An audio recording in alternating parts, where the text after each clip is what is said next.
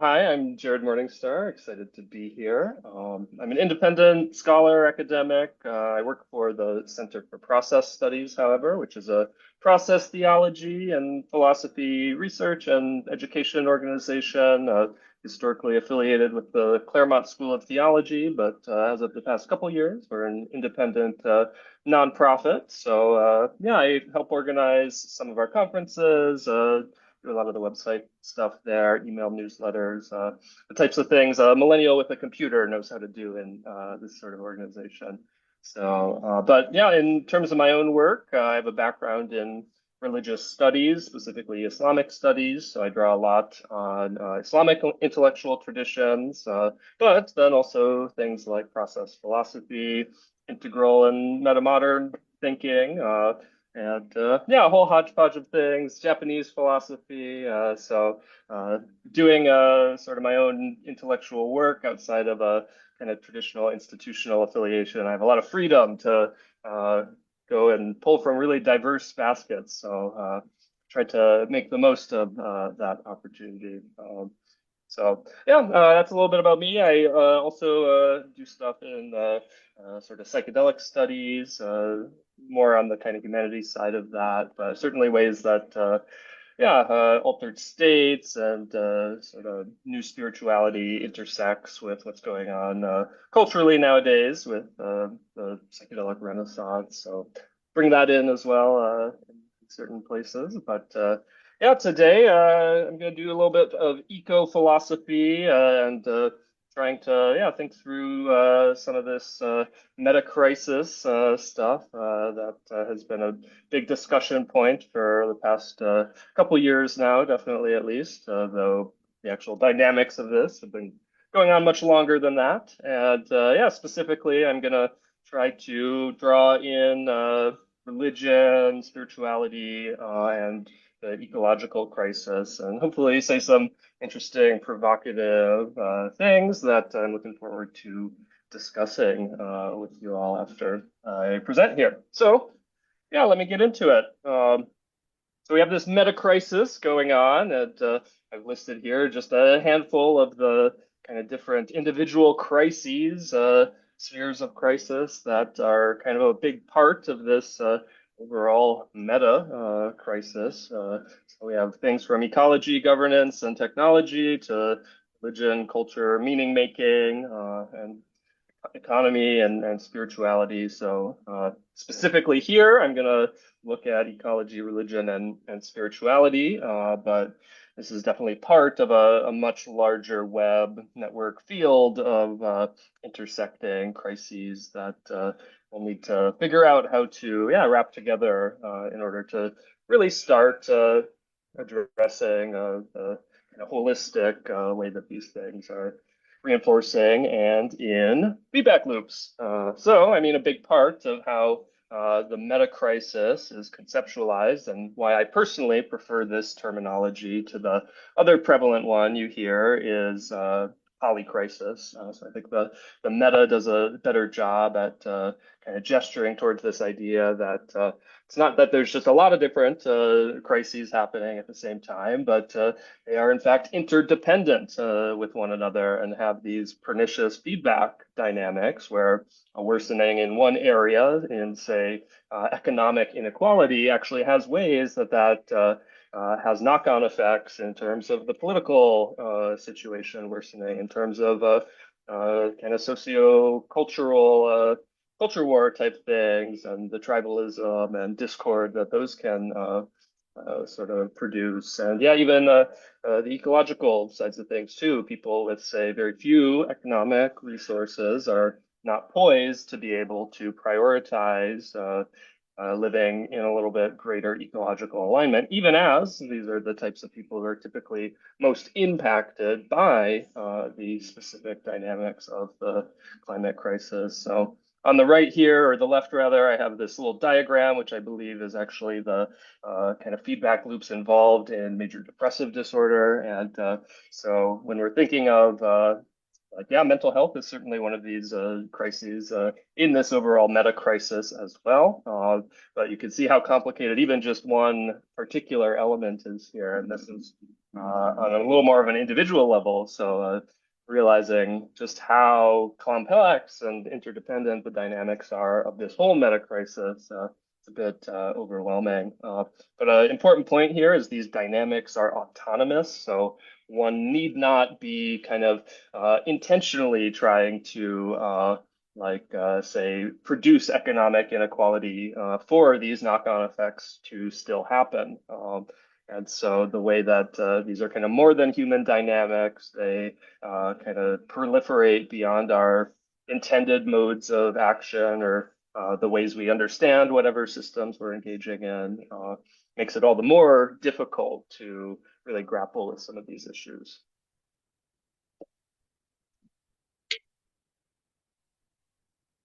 But promisingly, different feedback loops, feedback dynamics here are possible. And specifically, what I'm going to try to do here today is chart some ways that a kind of alternative virtuous feedback could be started to be sketched out in at least this kind of smaller scale of looking at religion, spirituality, and ecology here.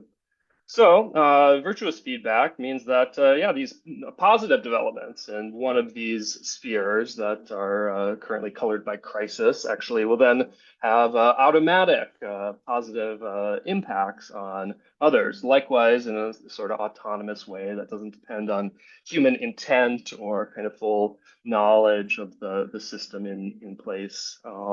And importantly, there isn't kind of one foundational or essential starting point for this. We don't need to identify what's at the base of some crisis here. In fact, trying to do that is only going to continue to let these dynamics proliferate in the negative way that they are without letting us kind of start moving forward. So yeah, I'm gonna really be kind of pulling together a seemingly chaotic or just disjunct selection of material here, but that's intentional. We can start building kind of from any place of this meta crisis cluster, and there isn't going to be some perfect starting point here. And so that's actually a good thing. There's myriad entry points, and in this presentation here, I'm going to be drawing on some of my own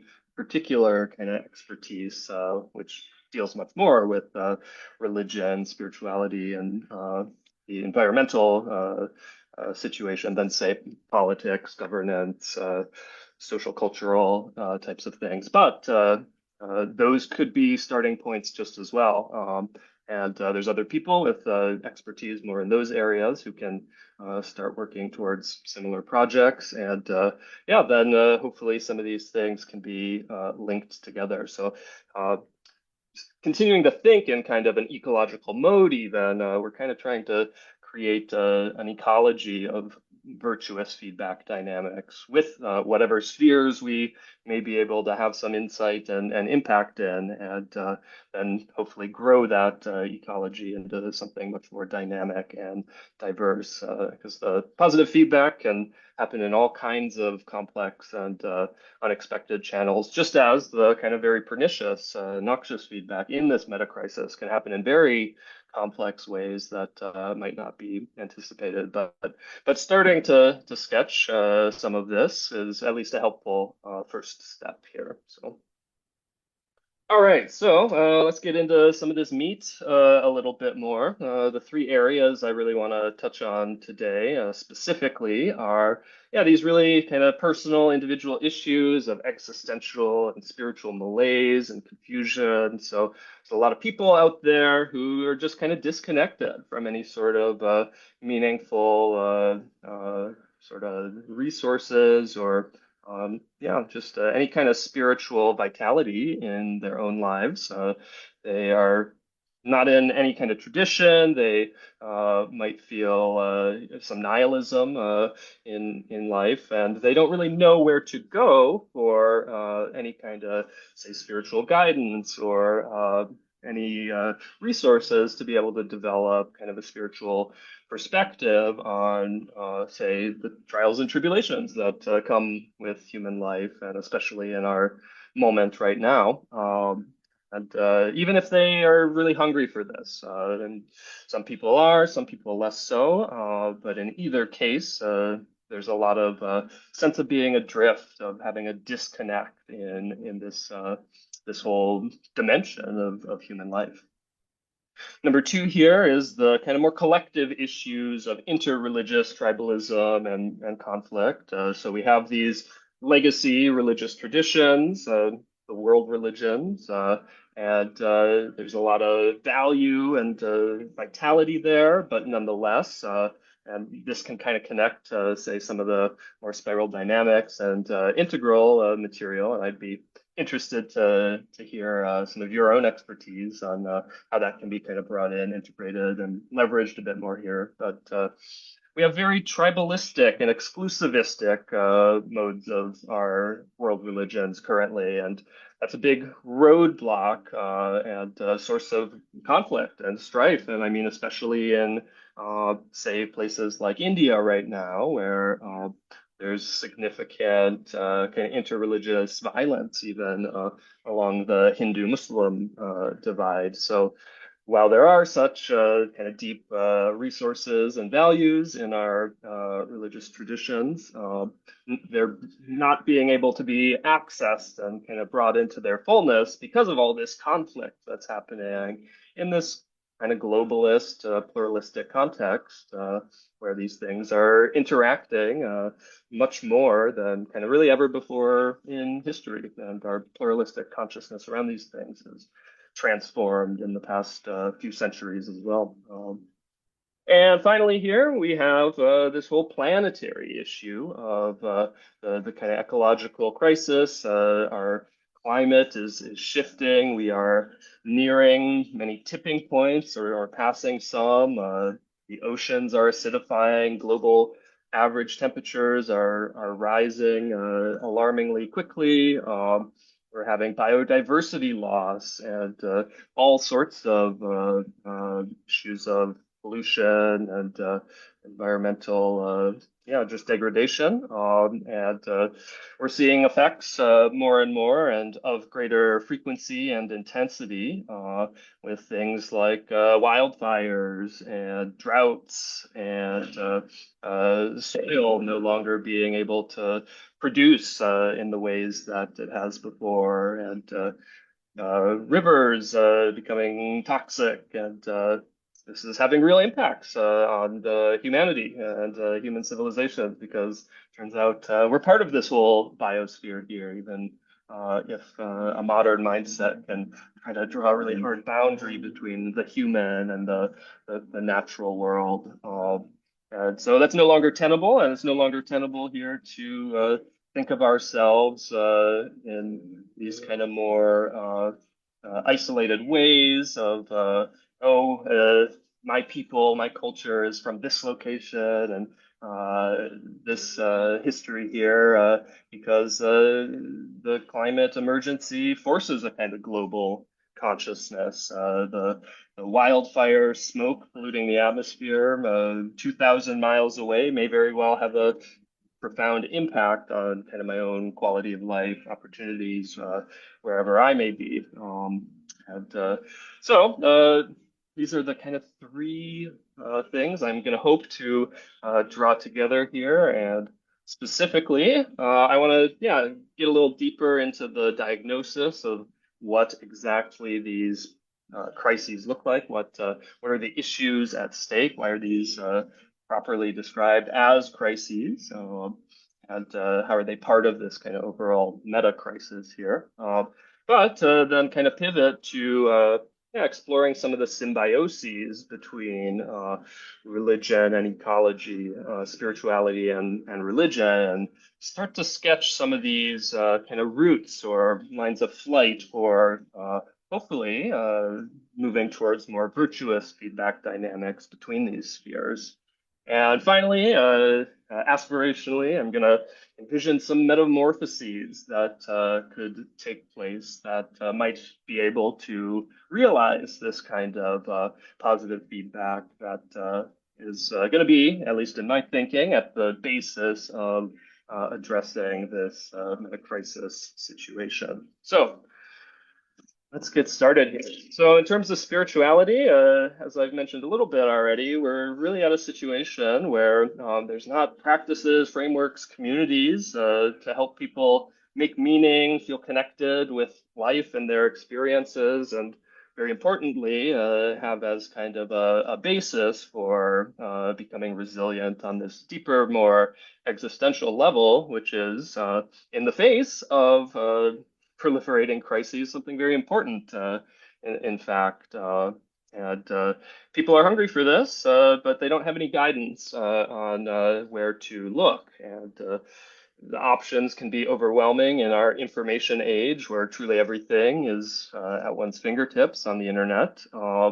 And people are likewise uncertain about the actual kind of commitments and vibes of the potential spiritual opportunities that do exist. I'm thinking here of traditional religion and the way that people are sort of concerned about the way that these institutional structures have pernicious power dynamics, may make demands on someone's kind of individuality that feel really at odds with values of self-expression and autonomy, and which likewise can be plagued with yeah, certain issues of, say, gender inequality, especially, and a certain kind of conservatism that tends towards a bigotry that may be entirely uh, not viable for many people nowadays.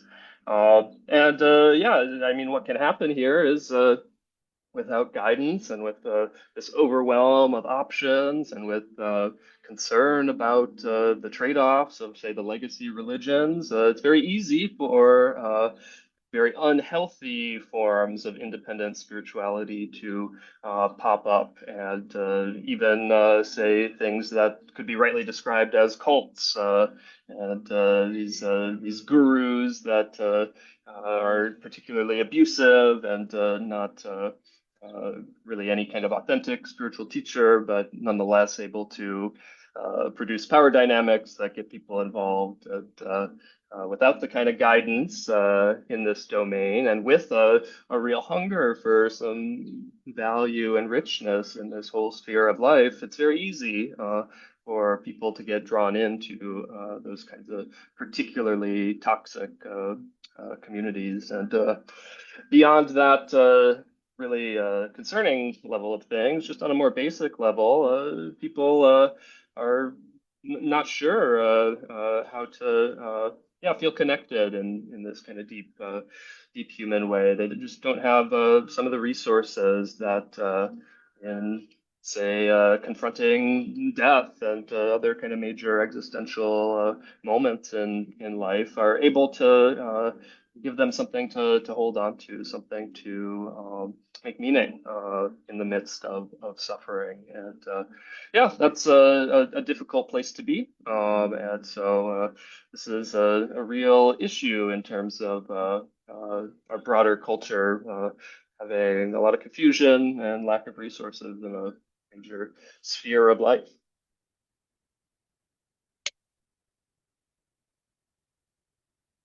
I mean, it seems that traditional religion is perhaps the antidote for this kind of uncertainty, instability, lack of resources and connections. But here we find myriad issues as well. The religions themselves are very tribalistic, and typically the dominant kind of self-conceptualization is one of exclusivism. My religion is the one true path, the one true authentic form of spirituality, and perhaps even one of my religious duties is to sort of oppose other traditions, other religious expressions, because they, rather than being seen as wisdom lineages and kind of beautiful human communities with shared values, are understood to be ways that people are being led astray from the actual truth that only my own religious community, religious tradition is in possession of. and this intersects with this very kind of triumphalist identity that my religion has the real stuff, it's got the best stuff, and of course, in the context of, say, particularly exclusivistic Christian understanding, if one is not sort of affiliated with Christianity through baptism and being sort of claiming oneself as a Christian, well, such a person may experience eternal damnation and torment. And if that's the case, then I should really stop at nothing to try to convert anyone and everyone to this path, because whatever negatives this could have in the world, well, that's less of a negative than someone having to experience eternal damnation. And so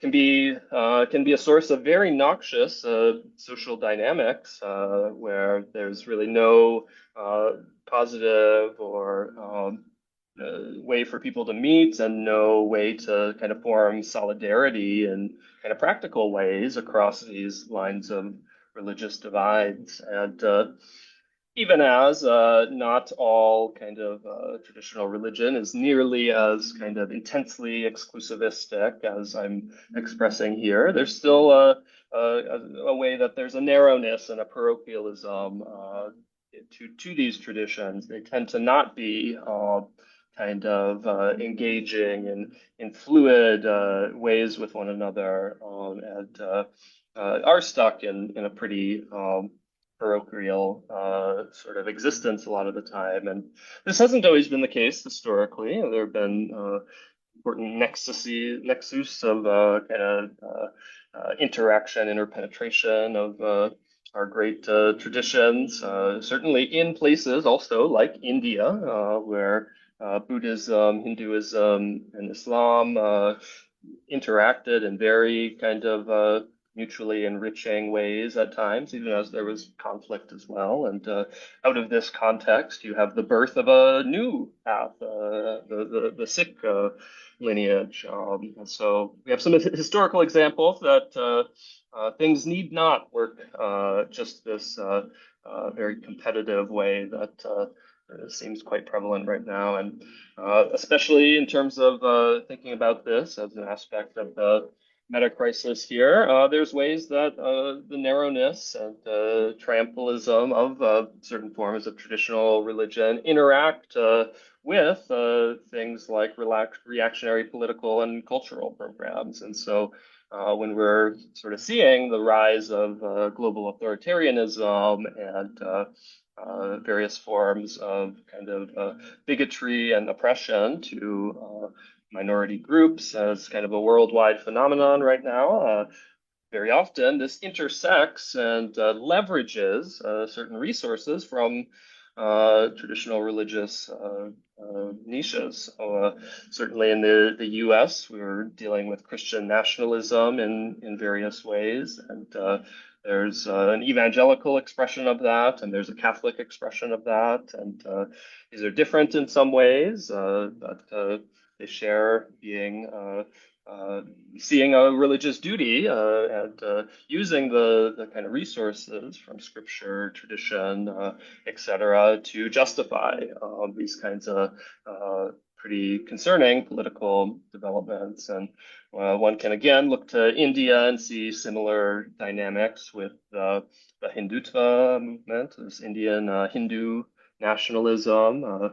Certainly in Israeli society, there's forms of political Judaism that are particularly pernicious and intolerant. And this is definitely intersecting in this kind of political cultural access in a concerning way. So dealing with this issue of religious exclusivism would hopefully reduce some of the yeah, proliferating concerns on the political and cultural level as well.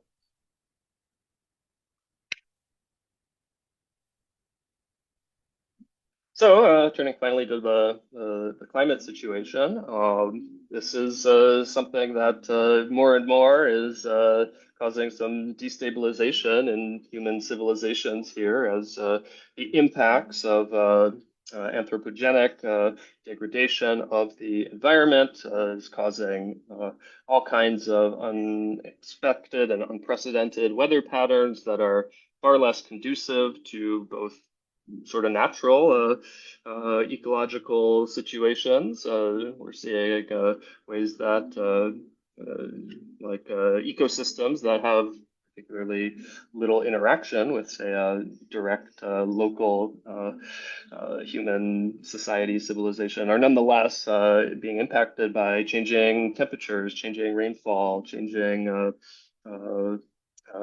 sun and wind and water patterns that nonetheless, we are interdependent with these wild places. They are places that, say, capture CO2 in the atmosphere, or they have natural resources that human societies depend on, fresh water and the like. Farming is being impacted, and unfortunately, the agribusiness model is not particularly ecologically attuned, and continuing to double down in that regard is probably going to have some kind of bubble burst at some point that could create real food scarcity. That, again, is, of course, going to be felt most by the most vulnerable with the least resources. So forest fires, hurricanes, all these sorts of things are intensifying and being less predictable, happening in locations where historically they weren't so prevalent. And dealing with this is it's a burden. It takes time and energy. There's literal loss of human life that could contribute to otherwise something positive. Had it not been the case. And just being able to rely on very basic Earth systems that we need to in order to survive and thrive as human beings in the biosphere, getting less and less sort of stable and reliable.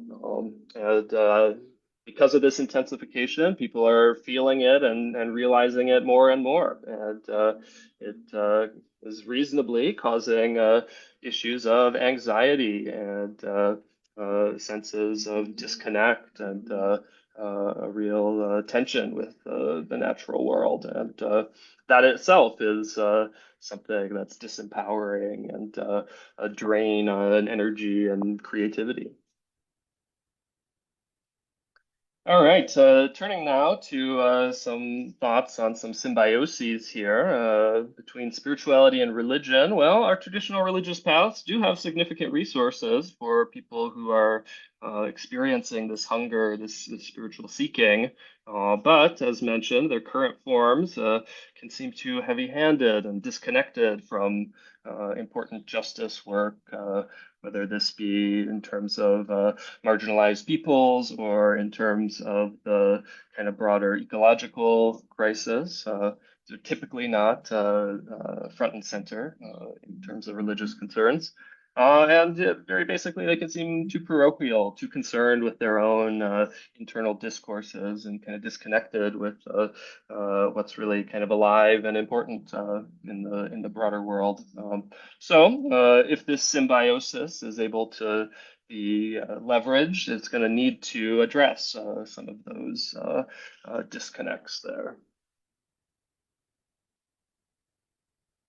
Likewise, looking at this from kind of the other side, people who are spiritually independent can bring from some fresh energy and diversity and some real ethical discernment into these existing religious traditions.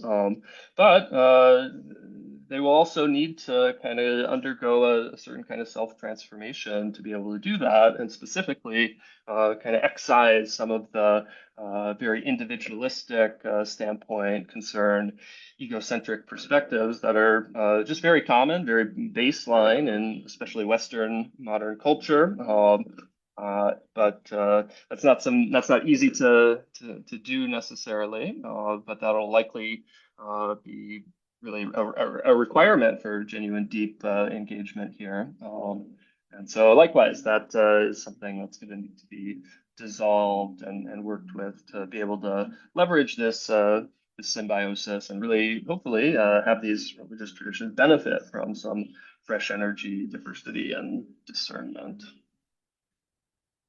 In terms of the spirituality ecology axis here, the urgency of the ecological crisis, it has a spiritual element right within it. Kind of both inspires some spiritual response of deepening one's relationship, say, with the natural world, and feeling empowered to take on a big challenge. But it demands this as well. Unless we're able to kind of make these transformations, it seems that this crisis and our disconnection from the natural world will only deepen. But in this context, where people are disconnected from real spiritual resources, this can be a very difficult transformation to undergo.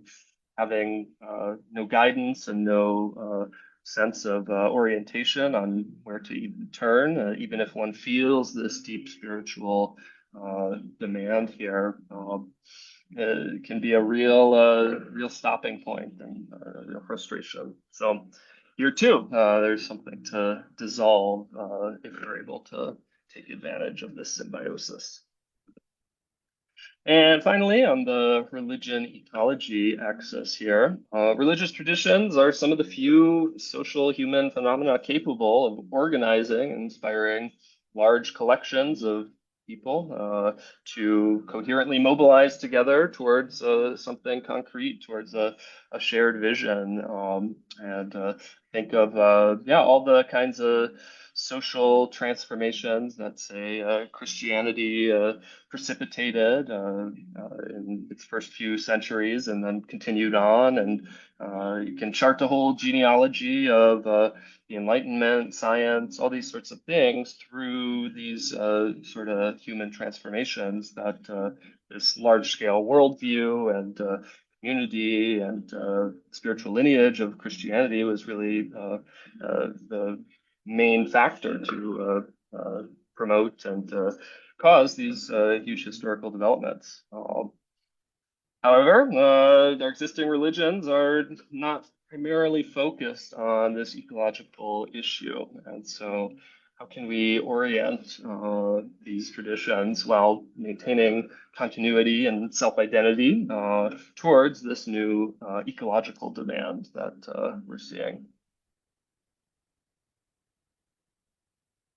So, moving now to some of the proposed metamorphoses, I'm hoping to yeah, flesh out here a bit more to be able to yeah, have some kind of vision for some virtuous feedback loops here.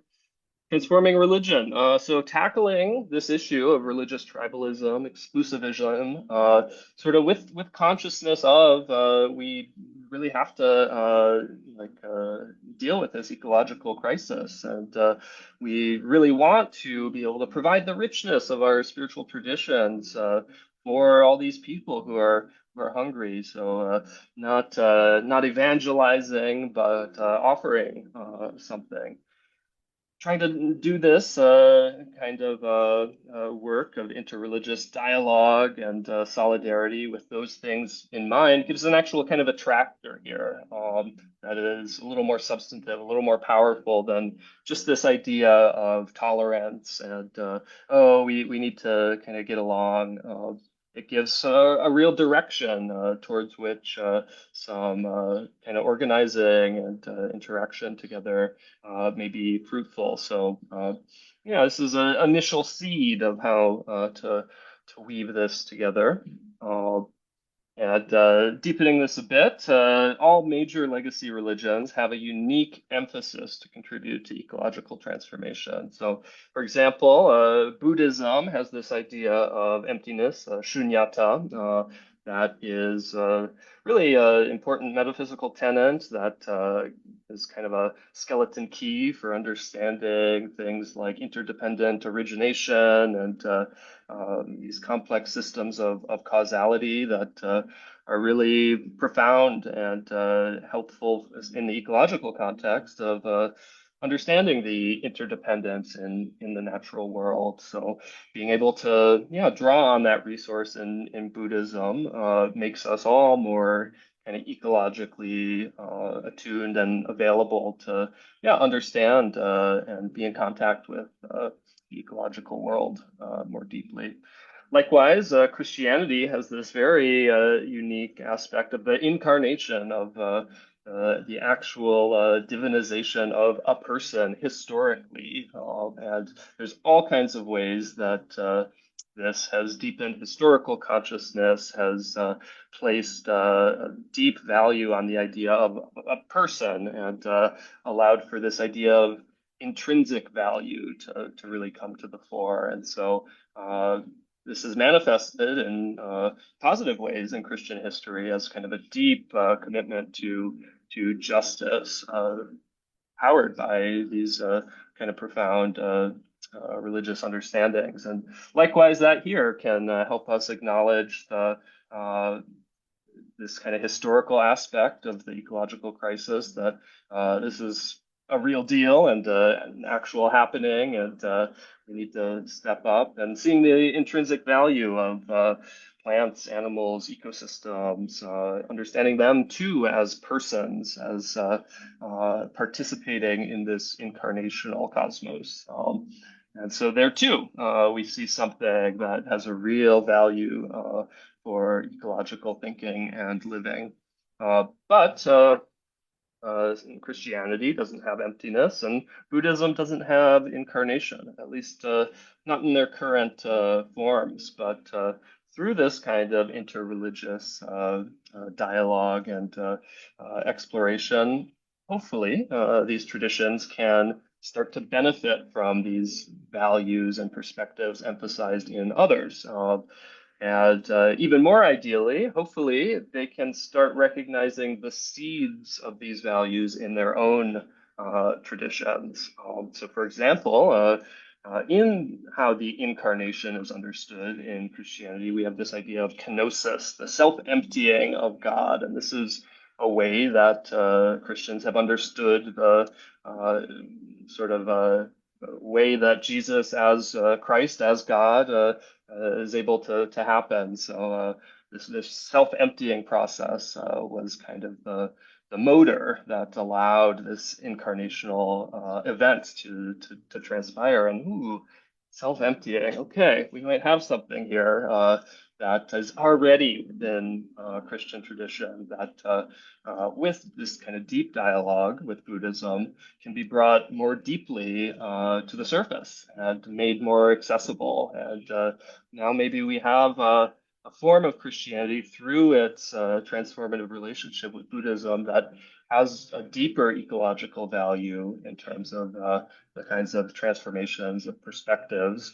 that well, all the while, this is still remaining totally authentically Christian. And this is perhaps a spot where we can think a bit developmentally together in terms of religion. What kind of developmental process is this when the kind of self-identity of Christianity is deepened in itself through this interaction with another spiritual tradition that nonetheless makes it all the more able, all the more capable to orient towards this ecological moment. So, in terms of spirituality here and transforming spirituality, the spiritual independents who are predominant demographic and growing, if they're able to have greater access to wisdom traditions, have access to a form of Christianity that has already sort of indigenized this idea of Buddhist emptiness, and has allowed it to, yeah, have an expression. Okay, suddenly we have a very different situation where there's just all this kind of spiritual richness available in these different traditions. Buddhism, too, having, say, absorbed an incarnational idea, senses of person, and maybe this connects with endogenous ideas of Buddha nature within that spiritual lineage. Okay, if this is now the marketplace, quote unquote, that people are kind of exploring and weaving from, they're going to encounter a lot more richness and a lot more sort of dynamic forms of religion that can, yeah, help get one oriented, can really get the benefits from early on, and feel kind of enriched and empowered, and uh, more have more coherence and more agency. And that's the exact sort of person that we need for being able to really, yeah, step up for addressing the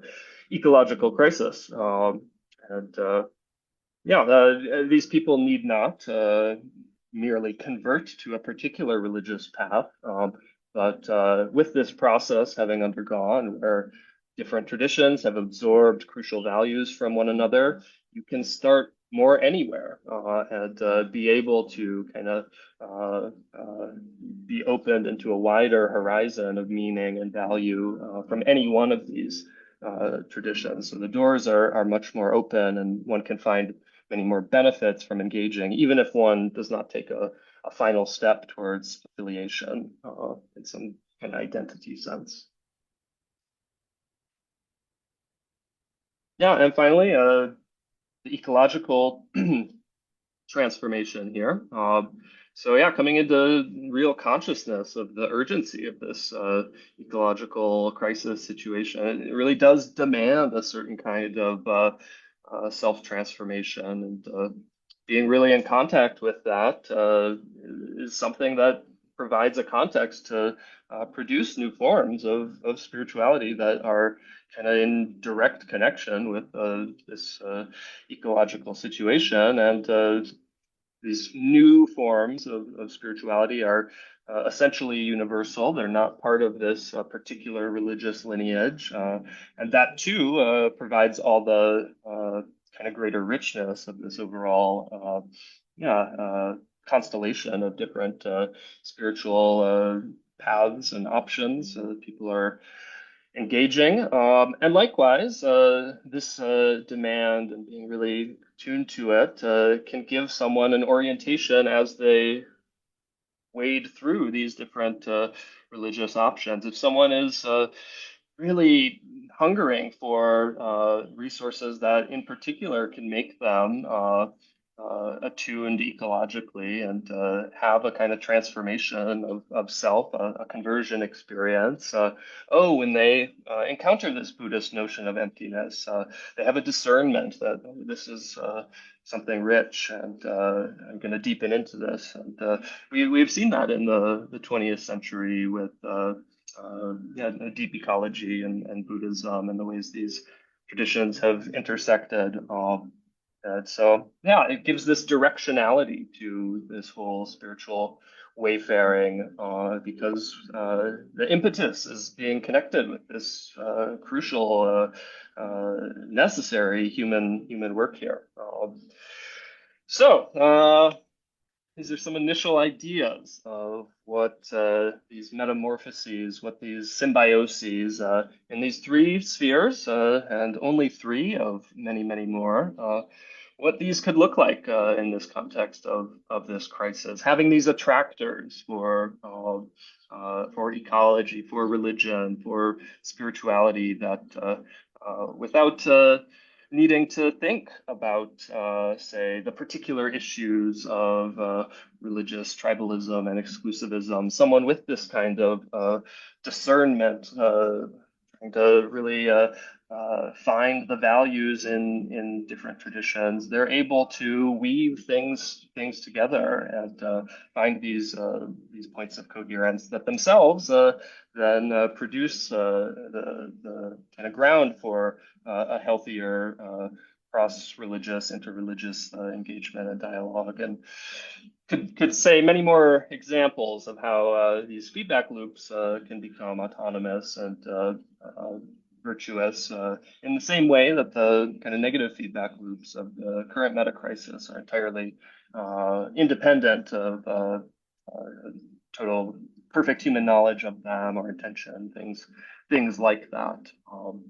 But nonetheless, having kind of initial sketch of what this might look like can provide some helpful pointers that we can sort of intentionally move towards as we engage in these domains, and hopefully with a critical mass and enough kind of coherence here, there's eventually a tipping point where these virtuous dynamics really click into place, and we can start seeing alternative trend that pushes back against the very negative dynamics, feedback loops of the existing meta crisis. And as others tie together other spheres of the crisis and have aspirations for similar projects, these two can be kind of knitted together into a larger network, larger constellation, where it's all the more promising to have some of these dynamics emerge. So, yeah, thank you for listening. Here's some contact information for me. You can reach me email best. And yeah, very much looking forward to getting some thoughts. This is stuff I'm very much still workshopping, very much thinking through. And I'm doing some work with a friend of mine in Norway who's just finished his PhD up there, Gunnar Gabriel. And yeah, would love to make this all the more collaborative and yeah, benefit from as many perspectives as possible.